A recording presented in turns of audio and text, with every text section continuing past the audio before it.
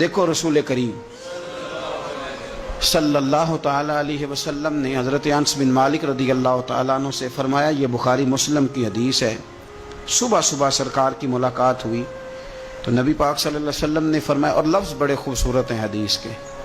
حضرت انس کہتے ہیں میں قربان جاؤں، میں تو غلام تھا نا، لیکن حضور فرمانے لگے، یا بنیا، او میرے بیٹے، تجھ سے ایک بات نہ کروں؟ یا رسول اللہ حکم کریں؟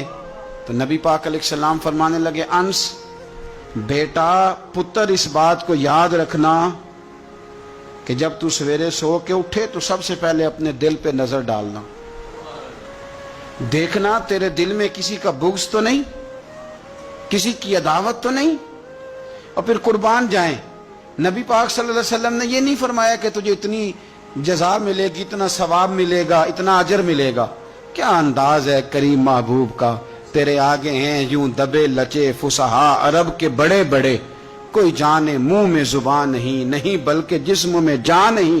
حضور فرمانے لگے، انس دیکھنا ذرا ترتیب جملوں کی، فرمایا انس صبح اٹھ کے اپنے دل پہ نظر ڈالنا، تیرے دل میں کسی مومن کا بغض تو نہیں، اور ثواب نہیں بیان کیا بلکہ حضور فرمانے لگے، انس خیال کرنا بغض تو نہیں، اور فرمایا انس یہ خیال کرنا اور بغض نہ رکھنا یہ تیرے نبی کا طریقہ ہے، فرمایا یہ تیرے رسول کی سنت ہے، اس کا ذرا خیال رکھنا۔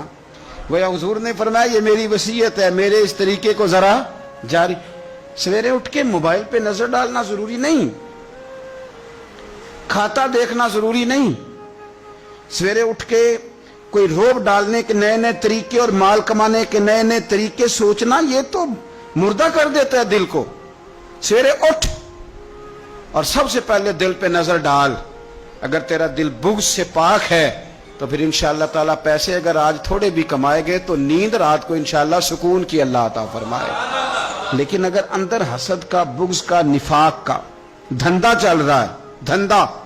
کیا خوبصورت بات کرتے ہیں اللہ کے بندے، حضرت سلطان بہو رحمت اللہ تعالیٰ علیہ فرمانے لگے، اور دل کالے نالوں منہ کالا چنگا، جے کوئی رمز پچھانے، دل کالے نالو منہ کالا چنگا، جے کوئی رمز پچھانے۔ چھوڑ، منہ کالا ہو جائے تو کام چل جاتا ہے، لیکن دل کالا ہو جائے تو تباہی اتر جاتا۔ دل نہ تیرا سیاہ کالا ہو، مہربانی کر۔ اتنی لڑائی کسی کی کسی کے ساتھ نہیں، اتنی تکلیفیں ابو جہل اور اس کی اولاد نے میرے رسول کو پہنچائی، لیکن میرے رسول کریم صلی اللہ علیہ وسلم سے، اور سون یار سون، چھوڑ تو سسر کی بات، تو چھوڑ ساس کی بات، تو چھوڑ بھائی کی بات، تو چھوڑ پڑوسی کی بات، چھوڑ تو مالک کی بات۔ اکرمہ بن ابو جہل دوڑ گیا تھا، ابو جہل کا بیٹا، وہ اپنے باپ سے زیادہ دشمنی کر دوڑ گیا، اور وہ کہنے لگے لوگ مکے والے کہ اگر اکرمہ ہاتھ لگ گیا تو عمر فاروق اس کے ٹکڑے ٹکڑے کریں گے، علی لٹکا دیں گے اسے، یہ بڑا کافر ہے، بڑا ظالم ہے۔ اکرمہ کی بیوی آ کے مدینے والے رسول کے قدموں میں بیٹھ گئی، رو کے کہنے لگی، سونیا چھوٹے چھوٹے بچے ہیں، تکلیف اس نے بڑی دی ہے، حضور اس نے اور اس کے باپ نے ستایا بڑا ہے، یا رسول اللہ کو مہربانی ہو جائے۔ تو نبی پاک نے سر سے پگڑی اتار کے دی، فرمایا جا اسے جا کے نشانی دینا کہ رسول نے تجھے معاف کر دیا۔ تو کون سے اتنے بڑے دعوتیں لیے بیٹھا ہے؟ اور میں بڑی دفعہ کہہ چکا ہوں، بڑی دفعہ، کہ نبی پاک کی شہزادی کا قاتل حضرت زینب بڑی بیٹی، جس نے نیزہ مارا تھا گھوڑے کو اور وہ گھوڑے سے گر گئی تھی، وہ آ گیا فتح مکہ کے بیٹی کا قاتل، اور اس نے اپنے چہرے پہ نقاب اوڑھ کے نا تو نبی پاک کے سامنے آیا، کہنے لگا بہت بڑا دشمن بھی آئے تو معاف کر دیتے ہو۔ تو نبی کریم فرمانے لگے، بیٹیاں بھولا نہیں کرتی، پر تو کلمہ پڑھ، میں تجھے بھی معاف کرنے کو تیار۔ یہ بھولا نہیں کرتی، کیا کروں، بیٹیاں کہاں بھولتی، لیکن تو پڑھ نہ کلمہ۔ یارا بات کو سمجھے، کون سی دعوتیں لیے بیٹھے؟ کر لو اس بہن کو فون جس کے ساتھ بلا وجہ کا رٹا ڈال لیا، چچا چچا ہی ہوتا ہے، وہ کوئی کافر اور مشرک تو نہیں نہ ہو گیا، کر لو صلح۔ اور سنو، میرے نبی پاک صلی اللہ علیہ وسلم نے فرمایا، دو بھائی اگر ناراض ہوں تو جو صلح پہلے کرے گا وہ جنت میں پہلے جائے گا، آگے آگے چلے گا۔ مہربانی فرمائیں، سب سے پہلے اپنی زندگی سے یہ عداوت نکالیں۔ ہمارا کہ جیسے رٹا ہی کوئی نہیں، جھگڑا ہی کوئی نہیں، کیا ضرورت ہے؟ جھگڑا اس کا ہوتا ہے جس کی کوئی ذات ہوتی ہے، جھگڑا اس کا ہوتا ہے جس نے اپنے آپ کو بت بنا لیا ہے، جھگڑا اس کا جس نے انا پال لی ہے، جھگڑا تو اس کا ہے جو کہتا ہے میں کچھ ہے ہوں، جھگڑا تو اس کا ہے۔ لیکن اگر میرے بھائی تیری ذات کوئی نہیں، تیرا رٹا کوئی نہیں، تو پھر حضرت سیدنا بلال حبشی حضرت ابو ذر غفاری سے ناراض ہو گئے تھے۔ بلال کا رنگ کالا تھا، ابو ذر غفاری کا گورا تھا۔ بلال مزدور آدمی تھے، ابو ذر غفاری سردار تھے۔ بلال حبشن کے بیٹے تھے، وہ چودھری کے پتر تھے۔ لیکن نبی پاک صلی اللہ علیہ وسلم نے فرمایا ابو ذر میں تب راضی ہوں اگر تجھ سے بلال راضی ہو تو سیدنا ابو ذر غفاری نے 1 منٹ نہیں لگایا، ذات کا بت کوئی نہیں تھا، جا کے تو جناب بلال کے سامنے لیٹ گئے، کہنے لگے حبشن کے بیٹے اٹھا اپنا پیر اور میرے منہ پہ رکھ، اور میں دنیا والوں کو بتاؤں کہ تھا تو حبشن کا بیٹا، پر مدینے والے رسول نے تجھے کتنی عزتیں عطا کر دی، مہربانی کرو۔ آپ یقین کرو ایسے گھٹن سی ہے، 10 آدمی اکٹھے نہیں بیٹھ سکتے کسی جگہ۔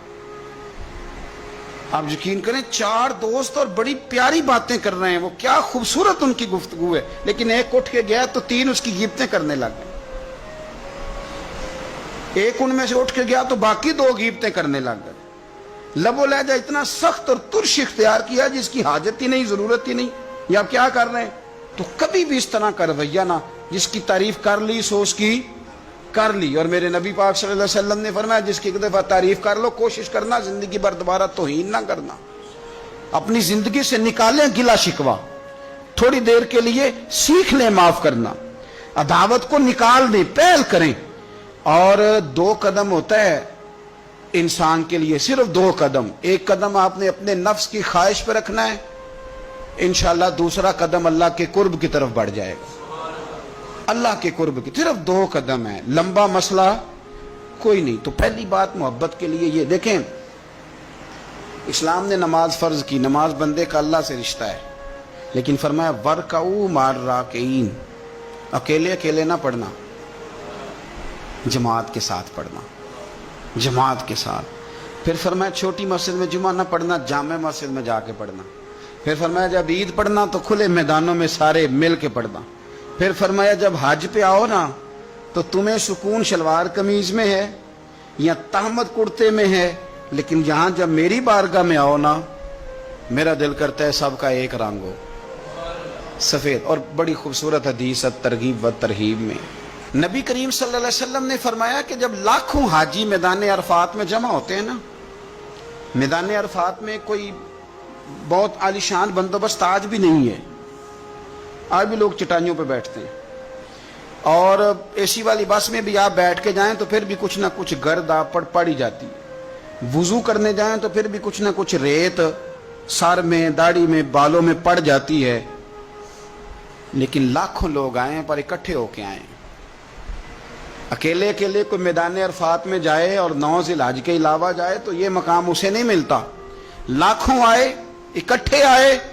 تو حضرت ابو ہریرہ رضی اللہ تعالیٰ عنہ فرماتے ہیں رب کریم آسمان کے دروازے کھول کے فرشتوں سے فرماتے ہیں ذرا نیچے تو نظر کرو، فرشتے دیکھتے ہیں نیچے تو اللہ فرماتے ہیں ان کے چہروں پر گرد ہے، یہ بڑے بڑے بنگلوں میں رہنے والے، ان کی حالت دیکھو کتنی آج خستہ ہے، گویا تم نے تو کہا تھا نا یہ فساد پھیلائیں گے، تو فرشتوں مجھے بتاؤ یہ اربوں پتی، یہ مفتی، یہ صوفی، یہ علامہ، یہ شیخ، یہ پیر، یہ اتنے اتنے بڑے لوگ یہ کدھر آئے ہیں بتاؤ؟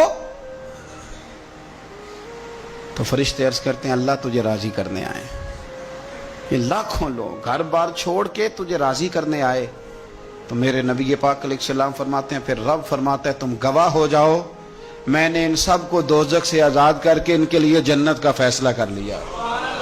اور حضرت فضیل بن عیاض کہتے ہیں میں نے 1 سال کہا تھا اے اللہ مجھے بتا تو صحیح، اتنے بلا لی ہیں، قبول کس کس کا ہوا ہے؟ تو کہتے ہیں میں اور جاگتے ہوئے تو عاطف غیب سے ندا آئی فضیل تو کو منشی نہیں اللہ کی رحمت کا کہ تجھے پوچھ کے قبول کیا جائے گا، میں نے بلایا ہی اسے تھا جس کا میں نے قبول کر لینا تھا، دوسرا میں نے داخل ہی کوئی نہیں ہونے دیا، یہاں آیا ہی وہ ہے جس کا میں نے قبول کرنا تھا۔ حضور فرماتے ہیں رب فرماتے ہیں گواہ ہو جاؤ میں نے ان کے گناہ بخش کے جنت کا فیصلہ کر، اگلے لفظ سنیں گے تو اور خوش ہو جائیں گے۔ نبی پاک علیہ الصلوۃ والسلام فرمانے لگے، حضور فرمانے لگے رب فرشتوں سے فرماتا ہے انہیں بھی بخش دیا ہے اور جن جن کے لیے یہ دعا کریں گے میں ان سب کی بھی مغفرت فرما دوں. تو یہ ساری اجتماعی عبادات مسلمانوں کو آپس میں جوڑنے کے لیے، آپس کی محبتوں کے فروغ کے لیے. زکوٰۃ کیا ہے؟ امیروں کا غریبوں کو حصہ دینا. قربانی کیا ہے؟ اپنے پیسوں کا جانور خرید اور اپنے پیسے لگا کے اسے ذبح کر، پھر اس کا گوشت بنا، ساری ڈیوٹی تیری پر دینا غریبوں کو. یہ کیا ہے؟ یہ لوگوں کو ایک دوسرے سے جوڑتا ہے، یہ محبتیں پیدا کرتا ہے. میرے نبی پاک علیہ السلام نے فرمایا ایک دوسرے کو تحفہ لیا کرو، دیا کرو، اس سے محبت بڑھتی ہے. تحفہ لیا دیا کرو، اس سے صرف لینا نہیں، تحفہ مہربانی فرمائیں. کسی کی جیب پر دھیان رکھنا منع ہے دین میں، بلکہ نبی پاک صلی اللہ علیہ وسلم نے فرمایا اگر تم چاہتے ہو نا کہ لوگ تم سے پیار کریں تو فرمایا جو ان کی جیبوں میں ہے اس سے بے نیاز ہو جاؤ. پھر تم یہ چھوڑ دو کہ یہ میرے لیے لایا کیا ہے. اگر تم لوگوں کی جیبوں پر توجہ کرو گے تو پھر وہ لوگ تم سے کبھی محبت نہیں کریں گے. لیکن ایک شریعت نے جو اینگل دی تحفے تحائف کی، اس کا جو انداز ہے اس پر ذرا غور کریں.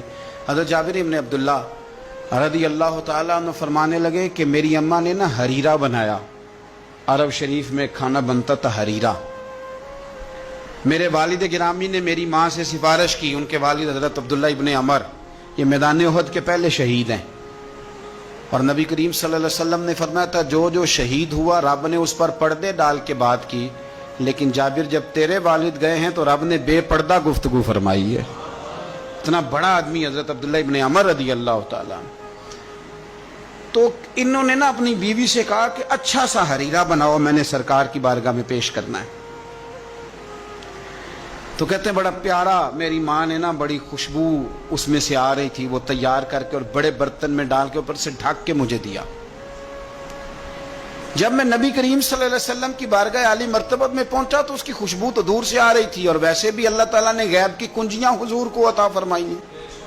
لیکن نبی کریم صلی اللہ علیہ وسلم پھر بھی فرمانے لگے تیرے باپ نے گوشت پکا کے بھیجا میرے لیے، اندر حریرہ ہے اور خوشبو آ رہی ہے. حضور فرمانے لگے تیرے والد نے کیا گوشت بنا کے بھیجا؟ اللہ کرے آپ کو سمجھ آئے میری بات. سرکار کسی سے کسی چیز کا مطالبہ کریں تو یہ اس کے نصیب ہیں، یہ تو وہ قبول ہو گیا. چونکہ نبی کریم کی تو بیٹی سیدہ فاطمہ کے گھر اگر شام کو کھانا نہ پکے تو رب جنت سے بھیج دیتا ہے، تو سرکار کو تو محتاجی نہیں کسی کی. لیکن حضور صلی اللہ علیہ وسلم، آپ بات کو سمجھیے گا میں کیا عرض کر رہا ہوں، اس اشارے کو سمجھے جس کو صحابہ سمجھے. نبی پاک صلی اللہ تعالی علیہ وسلم نے فرمایا تیرے ابا نے گوشت پکا کے بھیجا ہے. کہتے میں نے پلیٹ اٹھا کے عرض کی حضور نے یہ حریرہ ہے، تو سرکار نے وہ نکال لیا.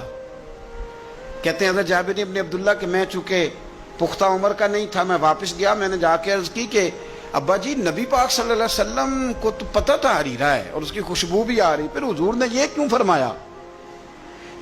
فرمایا کہ گوشت ہے اندر؟ قربان جائیں، جب عشق سکھاتا ہے آداب خود آگاہی، اقبال کہتے ہیں جب عشق سکھاتا ہے آداب خود آگاہی، آداب خود آگاہی، تو کہتے ہیں کھلتے ہیں غلاموں پر اسرار شہنشاہی. عطار ہو، رومی ہو، رازی ہو، غزالی ہو، کچھ ہاتھ نہیں آتا بے آہ و سحر گاہی. کچھ لوگ اصل بات نہیں نہ کرتے، پتہ انہیں چل جاتا ہے. تو مرحوم اعظم چشتی نے کہا تھا نہ علماں وچ پھسا سانو تو یار دی گل سنا سانو. تو چکر میں ڈال رہے ہمیں، نہ علماں وچ پھسا سانو تو یار دی گل سنا سانو. اوتھے علم دا سکہ نہیں چلدا جتھے عشق ہوراں دا ڈیرا ہے.